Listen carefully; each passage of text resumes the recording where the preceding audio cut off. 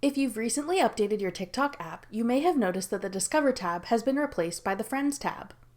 I'm Jessica from TechBoomers.com, and in this video, I'll explain what the new TikTok Friends tab is and how to use it.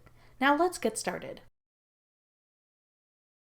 The new Friends tab on TikTok allows users to see content only from their friends, people who you follow and follow you back.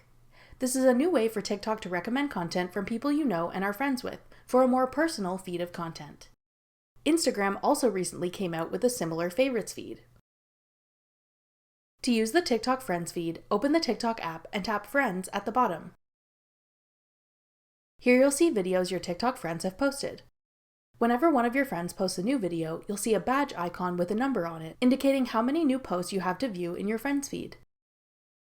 Once you've scrolled through the brand new posts, the rest of your friends feed will not be in chronological order. They'll be recommended using TikTok's algorithm.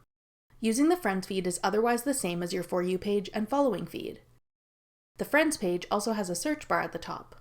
Although it's labeled Find Friends, you can use this search bar to search for anything on the app, the same as the previous Discover page search bar. There is also now a search button in the top right corner of the home feed.